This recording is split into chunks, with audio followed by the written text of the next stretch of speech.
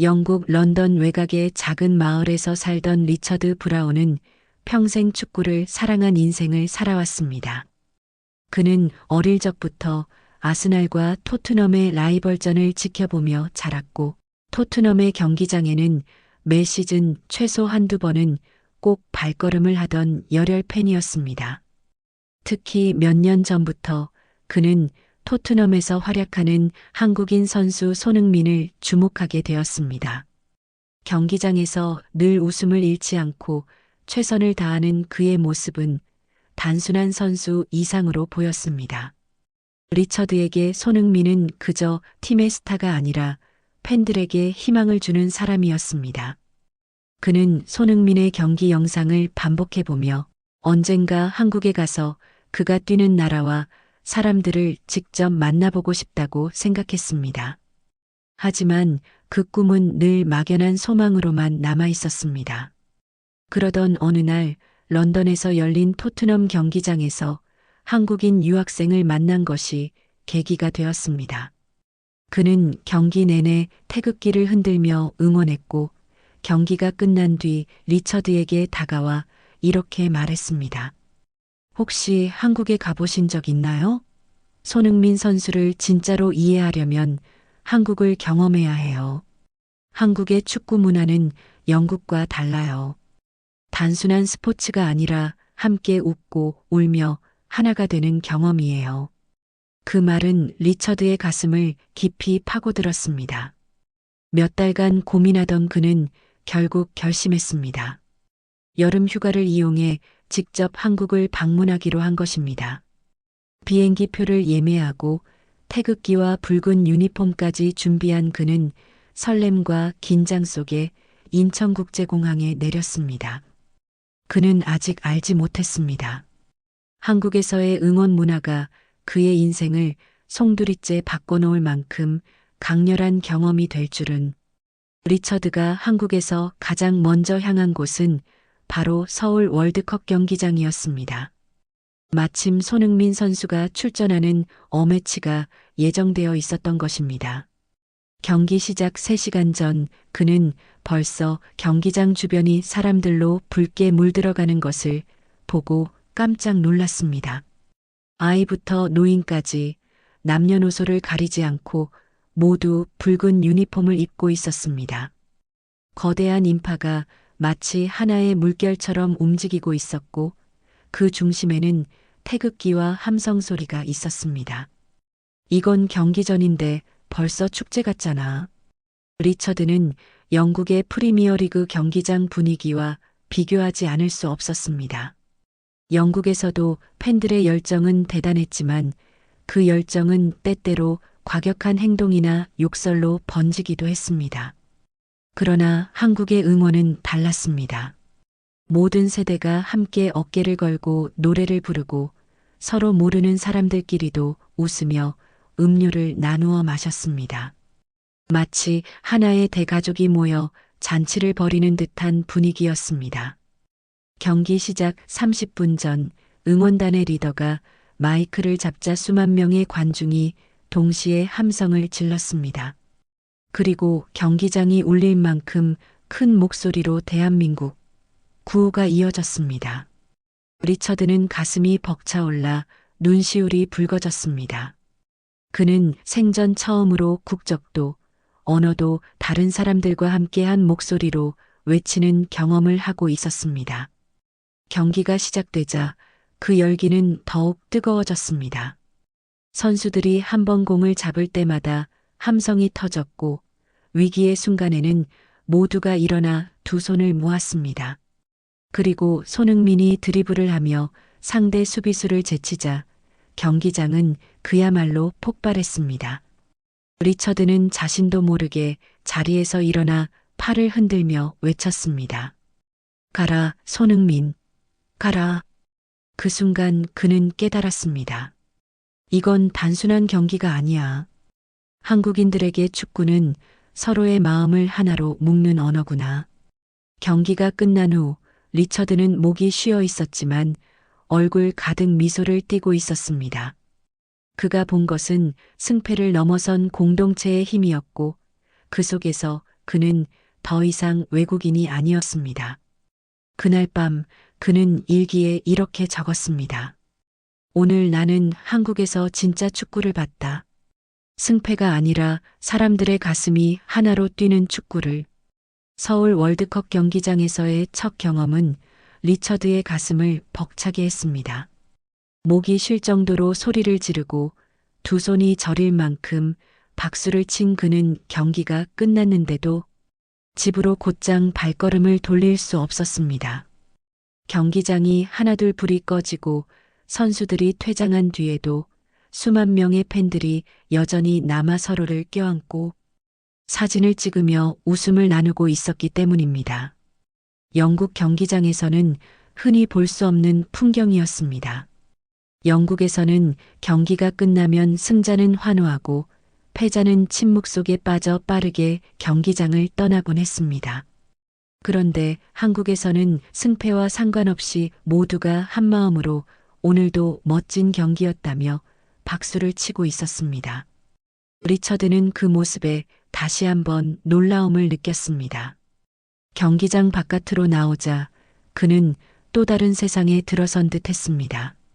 주변 광장에는 이미 여러 푸드트럭과 노점이 불을 밝히고 있었습니다.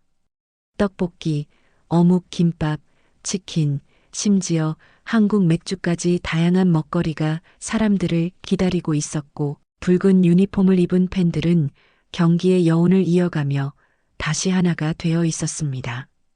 리처드가 혼자 서서 무슨 음식을 먹어야 할지 망설이고 있을 때였습니다. 옆에서 김밥을 나누어 먹던 한 가족이 다가와 말을 걸었습니다. 혹시 영국에서 오셨나요? 리처드는 놀라서 고개를 끄덕였습니다. 네, 맞습니다. 런던에서 왔습니다. 그러자 아이를 안고 있던 어머니가 환하게 웃으며 말했습니다. 먼 길 오셨네요. 손흥민 보러 오신 거죠? 여기 김밥 하나 드셔보세요. 한국의 맛이에요. 리처드는 얼떨결에 김밥을 받아 한 입 베어 물었습니다. 김과 밥, 달걀과 오이, 그리고 참기름의 향이 어우러진 맛은 단순한 음식이 아니었습니다. 그는 순간 가슴이 뭉클해졌습니다. 낯선 나라에서 이렇게 따뜻하게 대해주다니. 그날 밤 그는 노점 앞 작은 테이블에 앉아 새로운 친구들을 만났습니다. 한 젊은 회사원은 영어로 말을 걸며 런던 프리미어리그 이야기를 나누었고 옆자리 대학생은 휴대폰을 꺼내 손흥민의 하이라이트 영상을 보여주며 함께 환호했습니다. 심지어 어떤 어르신은 소주잔을 내밀며 이렇게 말했습니다. 한국에 온 걸 환영합니다. 오늘은 우리가 한 팀이에요. 리처드는 웃으며 잔을 부딪혔습니다. 낯선 이들과의 건배였지만 그 순간만큼은 오랜 친구처럼 마음이 통하는 기분이었습니다. 영국에서는 경기장에서 모르는 사람과 이렇게 친밀하게 대화하는 일이 드물었기에 그는 더욱 깊은 감동을 느낄 수밖에 없었습니다. 집으로 돌아오는 길, 그는 지하철 안에서 마지막까지 놀라운 풍경을 목격했습니다. 경기장에서 응원을 하다 지친 아이가 아버지. 어깨에 기대 잠들자 옆자리에 있던 사람들이 미소를 지으며 자리를 비켜주었습니다. 피곤할 법도 한데 모두가 기꺼이 배려하며 따뜻한 분위기를 만들어가고 있었습니다. 리처드는 창밖을 바라보며 중얼거렸습니다. 한국에서는 축구가 단순히 경기장에서 끝나지 않는구나. 사람들 마음속에 거리와 집까지 이어지는구나. 그날 밤 일기에 그는 이렇게 적었습니다. 오늘 나는 축구 팬이 아니라 한국이라는 공동체의 일원으로 환대받았다. 김밥 한 줄, 건배 한 잔 속에 한국인의 따뜻한 마음이 담겨 있었다. 나는 이제 더 이상 외국인이 아니었다. 리처드가 한국에서 축구 응원을 경험하며 가장 놀라운 순간 중 하나는 바로 응원가와 노래였습니다. 경기 당일 그는 수만 명이 동시에 부르는 함성과 노래를 직접 들으며 전율을 느꼈습니다. 하지만 그는 그게 단순한 함성이나 음악 이상의 의미를 지니고 있음을 곧 깨닫게 되었습니다. 경기 시작 전 관중석에서 들려오는 첫 노래는 단순히 목청껏 부르는 응원가가 아니었습니다. 수많은 사람이 하나의 리듬에 맞춰 손을 흔들고 발을 구르며 목소리를 모았습니다. 그 순간 경기장 전체가 거대한 합창단이 되었고 리처드는 마치 거대한 심포니 속 한 음표가 된 것 같은 감각을 느꼈습니다. 이건 음악회가 아니잖아. 그런데 왜 이렇게 감동적이지? 그가 가장 충격을 받은 건 대한민국이라는 구호였습니다. 영국에서는 보통 특정 선수 이름을 외치거나 상대팀을 자극하는 구호가 중심이었지만 한국에서는 모두가 단 하나의 단어를 외쳤습니다. 그것은 선수 개인이 아니라 나라 전체를 응원하는 함성이었습니다. 리처드는 이 구호가 경기장을 넘어 사람들의 심장을 두드린다는 사실을 온몸으로 체감했습니다. 손흥민이 드리블을 시작할 때 수만 명이 동시에 호흡을 멈추는 듯 하다가 순간적으로 터져나오는 구호와 노래. 그는 그 안에서 국적이나 언어를 넘어서는 힘을 느꼈습니다. 자신도 모르게 태극기를 흔들며 함께 외치던 순간 그는 더 이상 영국인 팬이 아니라 그저 한 사람의 팀 동료였습니다. 경기장 밖에서도 이 노래는 이어졌습니다. 지하철 안에서, 거리에서, 심지어 편의점 앞 테이블에서도 사람들은 자연스럽게 응원가를 이어 불렀습니다. 리처드는 처음엔 멋쩍었지만 점점 목소리를 보탰습니다.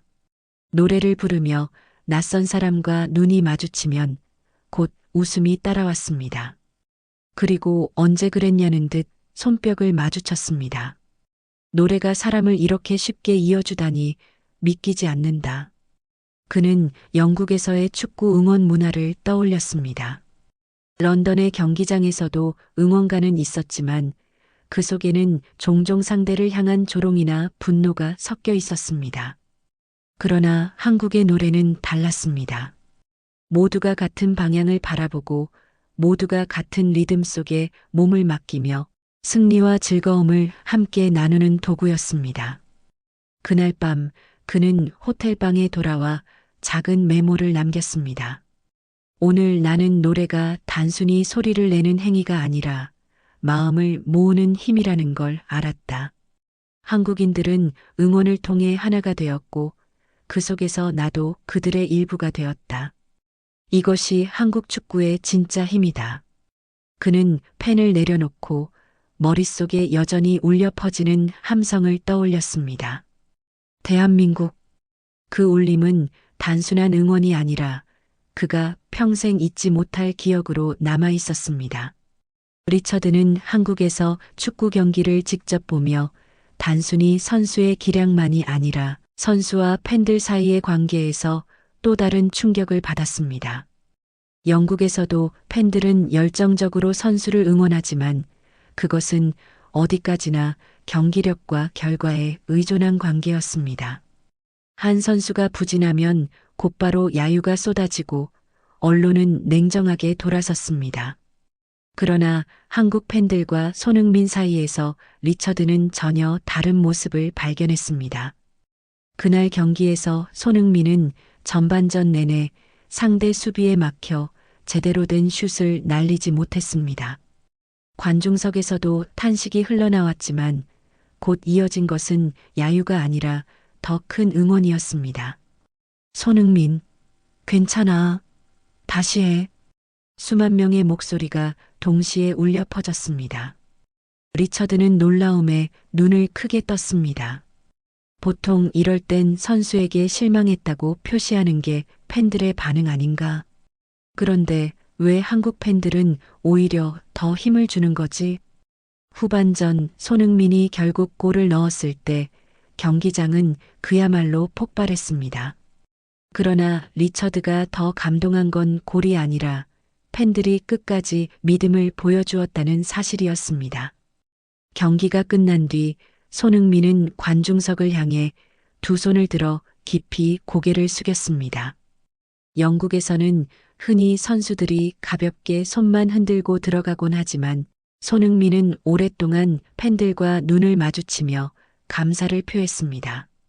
팬들도 그에게 고마워, 우리 캡틴을 외치며 답했습니다. 리처드는 그 장면을 보며 소름이 돋았습니다. 이건 단순한 경기의 끝인사가 아니야. 서로가 서로에게 에너지를 주고받는 진심이야. 그는 나중에 알게 되었습니다. 손흥민은 경기력이 좋지 않을 때도 언제나 팬들에게 감사 인사를 빼놓지 않았고, 팬들은 그런 그의 성실함과 진정성을 누구보다 잘 알고 있었습니다. 그래서 그의 웃음 하나, 고개 숙임 하나가 팬들에게 큰 감동을 주었던 것입니다. 그날 밤 리처드는 일기에 이렇게 적었습니다. 한국 팬과 손흥민의 관계는 이익이나 성적이 아니라 서로에 대한 진심 위에 서 있다. 팬들은 선수를 끝까지 지켜주고 선수는 팬들을 진심으로 존중한다. 그래서 이들의 관계는 단순한 스포츠를 넘어선다. 이건 하나의 가족 같은 유대다. 리처드는 깨달았습니다. 영국에서 그는 늘 축구를 경쟁과 승리의 장으로만 보았지만 한국에서 본 것은 축구가 사람과 사람을 잇는 다리라는 사실이었습니다. 그리고 그 다리의 중심에는 손흥민이라는 선수가 있었지만 동시에 모든 팬들이 그 다리를 함께 지탱하고 있었습니다. 리처드가 한국에서 경험한 또 하나의 충격은 바로 거리 응원 문화였습니다. 그는 우연히 학교 친구 준호의 권유로 한국 대표팀 월드컵 예선전 단체 응원에 참여하게 되었습니다. 경기가 열리던 날 밤 서울 광화문 광장은 이미 붉은색 물결로 가득 차 있었습니다. 수만 명의 사람들이 같은 붉은 티셔츠를 입고 얼굴에 태극기를, 그리고 머리에는 머리띠를 두른 채 광장 곳곳을 메우고 있었습니다. 리처드는 마치 한 나라 전체가 한 팀이 된 것 같은 광경에 압도되었습니다. 영국에서도 팬들이 펍에 모여 응원을 하지만 그것은 보통 작은 모임이거나 지역 단위였습니다. 그러나 한국은 달랐습니다. 국민 전체가 거리로 쏟아져 나와 응원에 참여하는 듯한 규모였습니다. 경기가 시작되자 광장은 곧바로 거대한 함성의 파도로 뒤덮였습니다. 대형 스크린에 선수들의 얼굴이 비칠 때마다 함성이 터졌고, 공이 상대 진영으로 넘어가면 모두가 동시에 일어나 팔을 흔들었습니다. 심지어 옆에 전혀 모르는 사람들과도 손을 맞잡고 뛰며 소리쳤습니다. 리처드는 순간적으로 울컥했습니다. 이건 단순한 응원이 아니야. 이건 국민 전체가 하나로 뛰는 심장이야. 특히 인상 깊었던 건 어린아이부터 노인까지, 심지어 휠체어를 탄 시민까지 함께 응원에 참여하고 있다는 것이었습니다. 그 누구도 소외되지 않았고 모두가 같은 박자에 맞춰 노래하고 손을 흔들었습니다. 그 풍경은 마치 민주주의 축제 혹은 거대한 공동체 의식처럼 보였습니다. 경기 중간 쉬는 시간, 리처드는 또 다른 감동을 받았습니다. 옆에서 응원하던 한 가족이 떡볶이와 어묵을 꺼내더니 자연스럽게 그에게 권했습니다. 멀리서 오셨죠? 드셔보세요. 이럴 땐 다 같이 나눠 먹는 거예요. 그는 잠시 머뭇거리다 따뜻한 어묵 국물을 받아 마셨습니다. 입안에 퍼지는 뜨끈한 국물의 맛보다 더 따뜻하게 다가온 것은 그들의 마음이었습니다. 모르는 사람에게도 음식을 나누어 주고 옆자리에 있는 외국인도 하나의 팀원으로 받아들이는 태도. 그는 순간 눈시울이 붉어졌습니다. 그날 밤 호텔방에 돌아온 그는 떨리는 손으로 일기를 적었습니다. 오늘 나는 거리에서 한국의 진짜 힘을 보았다. 이 나라는 경기장 안에서만이 아니라 거리와 광장에서도 하나가 된다. 응원은 단순히 소리를 내는 게 아니라 마음을 나누는 것이다. 나는 오늘 5만 명과 함께 같은 심장으로 뛰었다. 리처드는 깨달았습니다. 한국의 축구 응원 문화는 단순한 오락이나 이벤트가 아니었습니다. 그것은 국민 전체가 함께 호흡하는 특별한 경험이었고, 그 속에서 그는 더 이상 외국인이 아니라 한국인의 친구였습니다. 거리 응원을 마치고 숙소로 돌아오던 길 리처드는 다시 한번 놀라움을 느꼈습니다. 광화문 광장에 수만 명이 모였음에도 불구하고 끝난 후 거리는 크게 어수선하지 않았습니다. 쓰레기 봉투를 챙겨 다니던 자원봉사자들과 시민들이 자발적으로 땅에 떨어진 쓰레기를 줍고 있었습니다. 그는 눈을 크게 뜨며 중얼거렸습니다. 이 많은 인파가 모였는데도 이렇게 정돈될 수 있다고? 영국에서 대형 스포츠 이벤트가 끝난 뒤의 풍경은 언제나 난장판이었습니다. 경기 후 술에 취해 시비가 붙는 사람들, 여기저기 널려 있는 빈 병과 쓰레기들. 경찰이 투입되어야 겨우 질서가 잡히곤 했습니다. 하지만 한국에서는 사람들 스스로가 질서를 지키고 있었습니다. 리처드는 밤 12시가 넘은 시각 숙소로 돌아가기 위해 혼자 지하철을 탔습니다. 그는 순간 자신이 무모한 행동을 하고 있는 건 아닌지 걱정했지만 곧 그런 생각이 무의미하다는 걸 깨달았습니다. 지하철 객실에는 아이를 데리고 귀가하는 부모, 노인 부부, 그리고 학생들까지 평범한 사람들이 가득했고 모두가 조용하고 차분했습니다. 심지어 어떤 승객은 그가 길을 찾지 못해 전광판을 뚫어져라 보고 있자 다가와 혹시 어디까지 가세요? 하고 먼저 말을 걸어주었습니다. 그는 놀라서 답했습니다. 홍대 입구역까지 가고 싶습니다. 그러자 승객은 환하게 웃으며 말했습니다. 아, 그럼 2정거장 남았어요. 제가 알려드릴게요. 리처드는 깊은 안도감을 느꼈습니다. 여긴 늦은 밤에도 사람을 믿을 수 있는 나라구나. 며칠 후 그는 한국 친구와 함께 늦은 밤 편의점에서 간단히 간식을 사 먹었습니다. 밖으로 나오자 초등학생으로 보이는 아이 둘이 삼삼오오 걸어가고 있었습니다. 영국이었다면 부모가 있을 법한 시간대였는데 한국에서는 아이들이 자연스럽게 거리를 걸어 다니고 있었습니다. 리처드는 다시 놀라서 친구에게 물었습니다. 저 아이들은 부모님 없이 이렇게 늦게 다녀도 괜찮아? 친구는 태연하게 대답했습니다. 한국은 안전하니까 걱정 안 해도 돼. 다들 서로 지켜주니까 괜찮아. 그 말은 리처드의 마음에 깊이 박혔습니다. 경찰이나 CCTV 때문이 아니라 시민들 스스로가 규칙을 지키고 서로를 배려하는 문화. 그것이 한국 치안의 진짜 힘이라는 걸 그는 깨달았습니다. 그날 밤 그는 일기에 이렇게 썼습니다. 한국은 경찰이 모든 걸 통제해서 안전한 나라가 아니다. 사람들 스스로가 안전을 만들어가는 나라다. 늦은 밤에도 아이들이 걸어 다니고 낯선 외국인에게도 길을 안내해주는 나라. 나는 이곳에서 믿음이 만드는 안전을 보았다. 리처드는 점점 확신하게 되었습니다. 한국의 치안과 질서는 단순한 사회 시스템의 결과가 아니라 사람들의 마음과 시민의식에서 비롯된 것이라는 것을. 그리고 그는 이런 문화를 자국에서도 전하고 싶다는 강한 열망을 느끼게 되었습니다. 리처드가 한국에서 가장 깊은 인상을 받은 것 중 하나는 한국 음식 문화였습니다. 그는 본래 영국에서 피시앤칩스나 파이 같은 전통 음식을 즐기며 자랐습니다. 하지만 한국에 도착한 이후 그의 입과 마음은 매일 새로운 경험으로 가득 차게 되었습니다. 처음으로 친구 준호의 집에 초대받았을 때 어머니는 따끈한 김치찌개를 내주었습니다. 빨간 국물에서 매운 향이 피어올랐고 리처드는 순간 주저했습니다. 하지만 한 숟가락을 맛보는 순간 그의 얼굴에는 놀라움이 번졌습니다. 얼큰하면서도 시원한 맛, 깊게 우러난 국물 속에 돼지고기와 두부, 그리고 김치의 독특한 풍미는 그가 경험해 보지 못한 조화였습니다. 그는 감탄을 금치 못했습니다. 이건 그냥 음식이 아니라 하나의 예술이군요.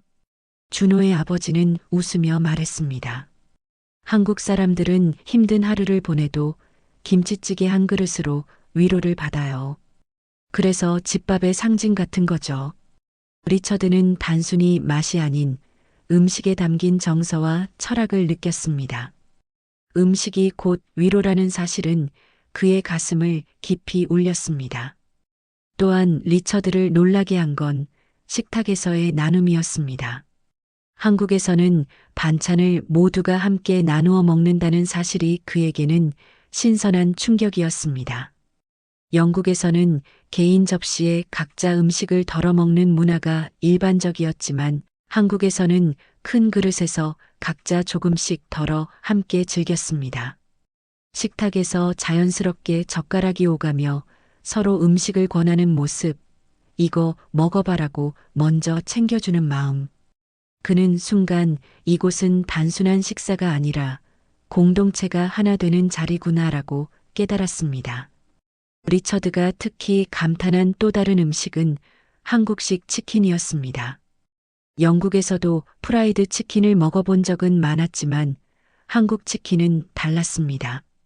겉은 바삭하고 속은 촉촉했으며 매콤달콤한 양념 맛은 그를 단번에 사로잡았습니다. 게다가 치킨과 맥주를 함께 먹는 치맥 문화는 영국의 펍 문화와는 또 다른 즐거움이 있었습니다. 경기 후 거리 응원에서 만난 사람들과 함께 나눈 치킨 한 조각은 단순한 음식이 아니었습니다. 그는 낯선 사람들과 치킨을 나누며 금세 친구가 되었고 웃음소리와 환호성이 가득한 자리에 마음 깊은 따뜻함을 느꼈습니다. 그날 밤 그는 일기에 이렇게 썼습니다. 한국 음식은 단순히 배를 채우는 수단이 아니다. 음식에는 사람들의 정성과 마음이 담겨 있고 식탁은 공동체를 연결하는 공간이다.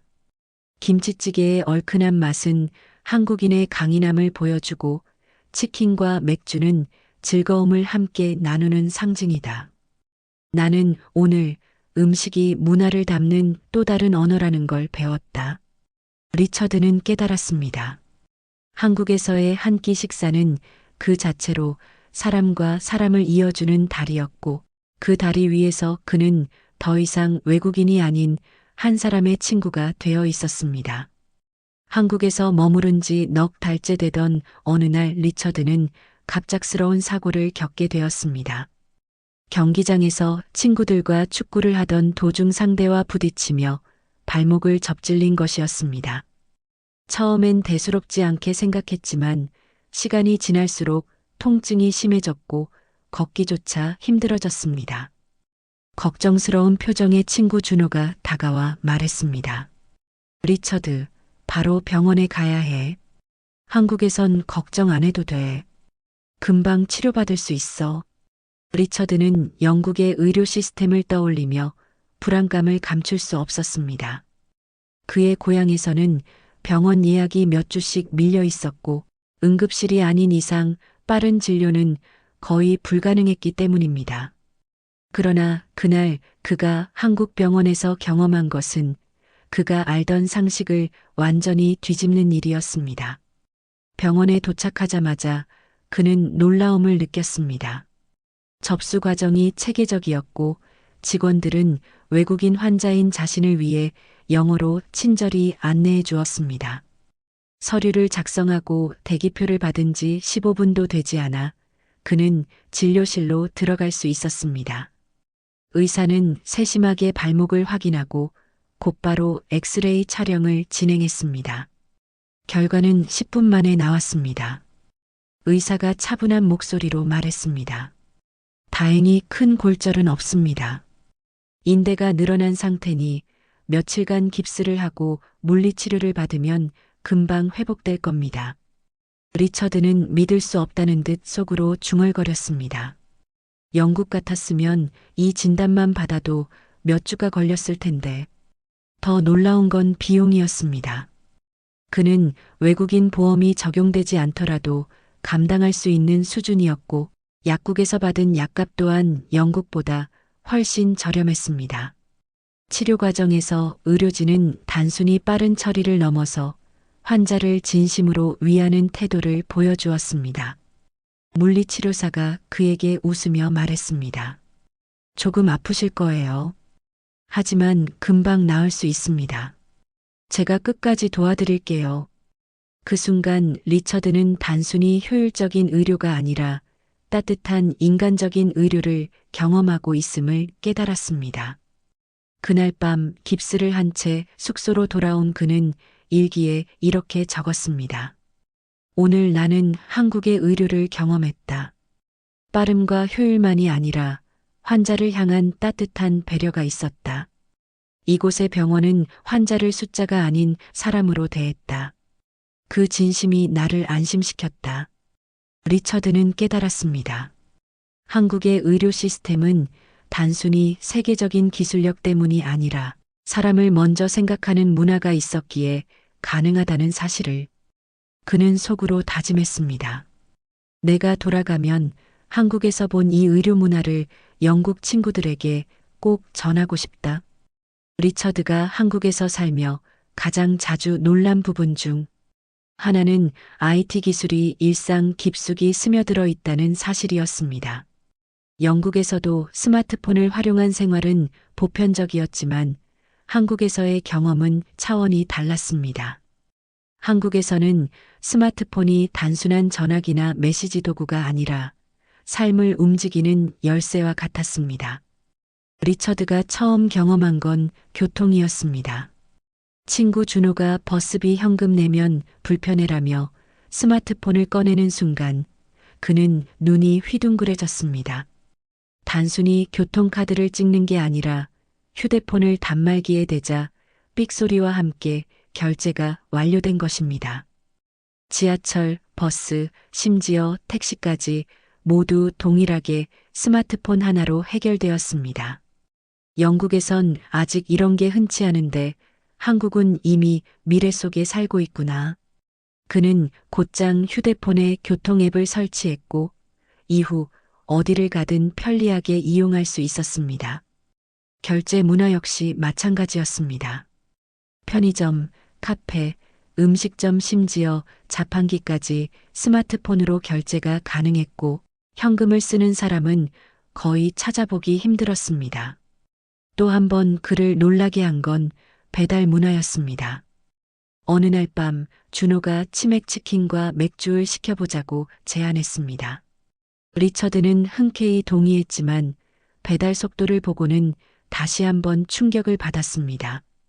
앱을 통해 주문을 넣자 20분 만에 바삭한 치킨과 시원한 맥주가 도착한 것입니다. 영국에서 음식 배달을 시켜본 적이 많았던 그는 1시간 이상은 기다려야 한다는 인식이 강했습니다. 그러나 한국의 배달은 정확하고 빠르며 음식의 품질까지 완벽했습니다. 그는 감탄하며 외쳤습니다. 이건 정말 마법 같아. 학교 생활 속에서도 IT는 큰 역할을 했습니다. 숙제 제출은 온라인 플랫폼을 통해 이루어졌고 수업 자료 역시 실시간으로 공유되었습니다. 교실에는 전자칠판이 설치되어 있었고 선생님은 태블릿을 통해 수업을 진행했습니다. 학생들은 각자의 기기에서 즉시 자료를 확인하고 필기를 이어갈 수 있었습니다. 리처드는 속으로 생각했습니다. 영국에서도 디지털 교육을 도입하려 하지만 이렇게 완벽하게 생활 속에 정착된 모습은 본 적이 없어. 그날 밤 그는 일기에 이렇게 적었습니다. 한국은 단순히 IT 기술이 발전한 나라가 아니다. 그 기술을 사람들의 생활에 맞게 불편함을 줄이고 편리함을 주는 방향으로 사용한다. 교통, 결제, 배달, 교육까지 모두 스마트폰 하나로 가능하다. 나는 오늘 미래 사회의 단면을 직접 체험했다. 리처드는 깨달았습니다. 한국은 기술의 발전 속도보다 중요한 기술을 받아들이는 사람들의 태도를 가지고 있었습니다. 그리고 그 태도가 한국을 세계에서 가장 스마트한 나라로 만든다는 것을. 리처드는 어느 주말 한국 친구 준호와 함께 북촌 한옥마을을 찾았습니다. 서울 도심 속에 자리한 전통 가옥들이 즐비한 골목길에 들어서는 순간 그는 눈을 크게 뜨고 감탄했습니다. 고층 빌딩과 유리 외벽의 현대식 건물 사이에 고즈넉한 기와 지붕과 나무문이 어우러져 있었기 때문입니다. 이건 마치 시간 여행 같아. 어떻게 이렇게 다른 시대가 한 공간에서 공존할 수 있지?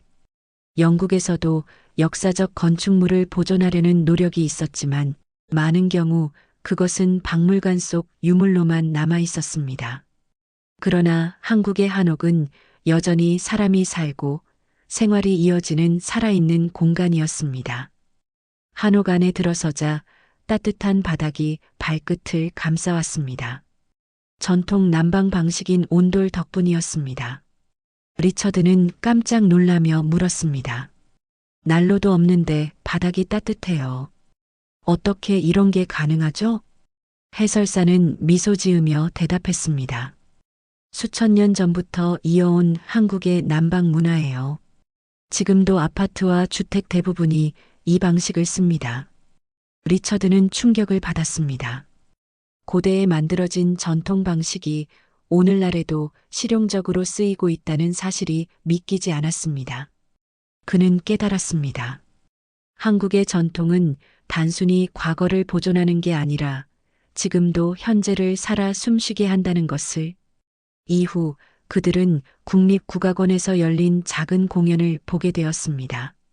가야금의 청아한 선율, 장구의 울림, 해금의 애잔한 소리가 어우러지자 리처드는 눈을 감고 깊이 빠져들었습니다. 그는 순간 노르웨이의 피오르드에서 불어오는 바람 소리를 떠올렸습니다. 낯선 악기였지만 그 소리 속에는 인간과 자연이 함께 숨쉬는 보편적인 감성이 담겨 있었습니다. 공연이 끝난 뒤 그는 작은 메모를 남겼습니다. 한국의 음악은 과거의 소리가 아니라 오늘날에도 여전히 살아있는 호흡이다. 그 선율 속에서 나는 내 고향의 자연을 느꼈고 동시에 한국인의 영혼을 만났다. 서울의 도심으로 돌아왔을 때 리처드는 또 한 번 놀랐습니다. 유리로 지어진 초고층 빌딩과 최첨단 전자 간판이 빛나는 거리. 한편에 오래된 한옥 카페와 전통 찻집이 자연스럽게 자리에 있었던 것입니다. 그는 속으로 생각했습니다. 한국은 과거와 현재가 대립하지 않고 서로 손을 잡고 함께 걸어가고 있구나. 그날 밤 그는 일기에 이렇게 적었습니다. 한국은 전통을 박물관 속에 가두지 않았다. 전통은 오늘날에도 살아있으며 현대와 어우러져 새로운 문화를 만들어간다. 온돌의 따뜻함, 국악의 선율, 한옥의 아름다움 속에서 나는 한국인의 지혜를 보았다. 한국은 과거와 현재가 대화하는 나라다. 리처드는 확신했습니다. 한국의 진짜 힘은 단순한 경제 발전이 아니라 과거와 현재를 잇는 다리 위에 서 있다는 사실을. 한국에서 몇 달을 보낸 뒤 리처드는 친구 준호의 가족과 함께 주말 여행을 떠나게 되었습니다. 목적지는 설악산이었습니다. 서울에서 불과 몇 시간 만에 도착한 그곳은 그의 눈에 마치 다른 세계처럼 보였습니다. 웅장하게 솟은 바위 봉우리와 가을 단풍으로 붉게 물든 숲, 계곡을 따라 흐르는 맑은 물소리. 리처드는 순간 숨이 막힐 만큼 감탄했습니다. 이렇게 장엄한 자연이 대도시 바로 곁에 있다니 믿을 수가 없어. 노르웨이에서도 그는 자연의 아름다움을 늘 가까이에서 느껴왔습니다. 그러나 한국의 자연은 달랐습니다.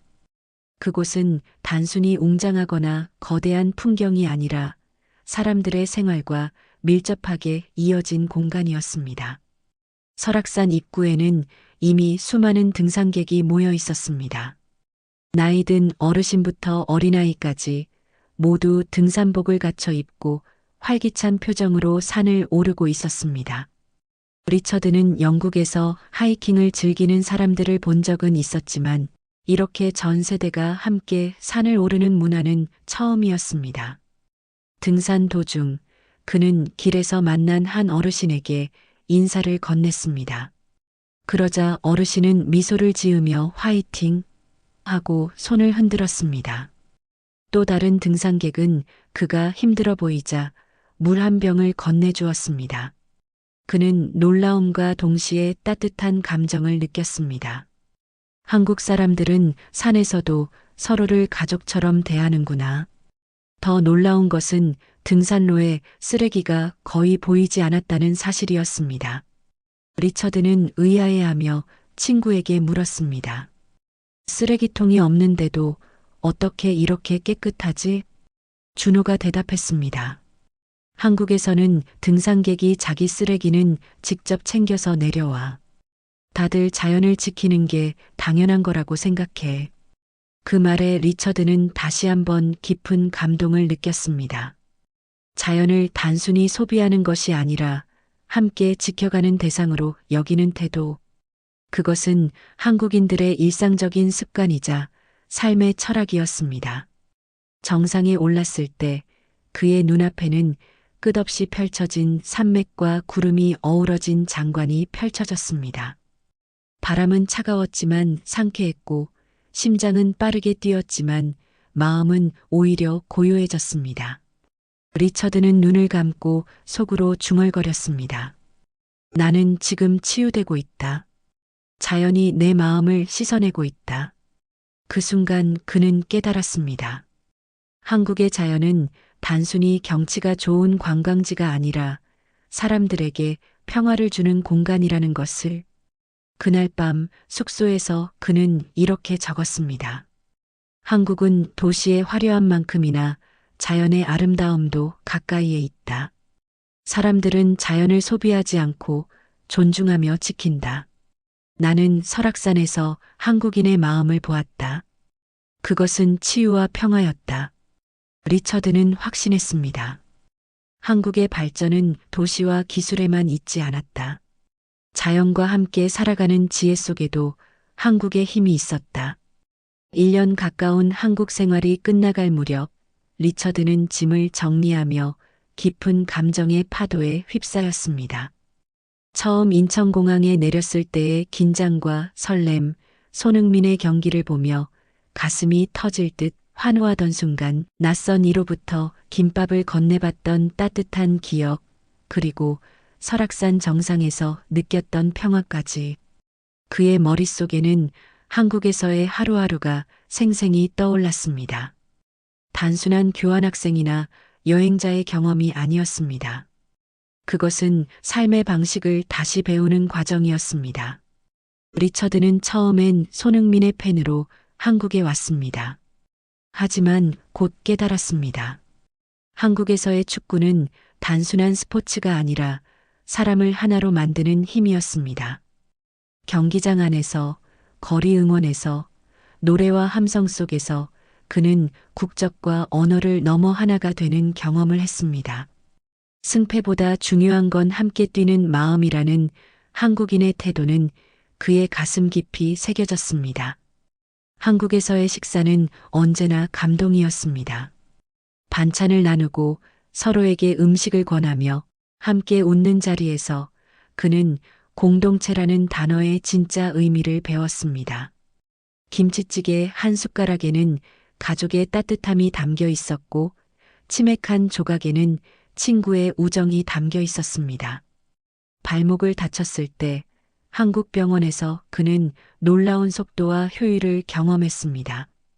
그러나 그보다 더 감동적인 건 환자를 향한 의료진의 태도였습니다. 끝까지 도와드릴게요라는 말은 단순한 위로가 아니라 진심이었고 그 진심은 그를 안심시켰습니다. 리처드는 이제 알게 되었습니다. 한국의 진짜 힘은 기술이나 경제 성장이 아니라 사람을 먼저 생각하는 마음에 있다는 것을. 그는 영국으로 돌아가서도 이 경험을 잊지 않고 사람을 존중하며 함께 살아가는 삶을 살겠다고 다짐했습니다. 출국 전날 그는 일기에 마지막 문장을 적었습니다. 나는 한국에서 새로운 삶의 기준을 배웠다. 이곳에서 배운 따뜻함과 공동체의 힘을 평생 가슴에 품고 살아가겠다. 그는 눈을 감고 속으로 약속했습니다. 언젠가 반드시 다시 돌아오겠다. 나의 두 번째 고향 한국에.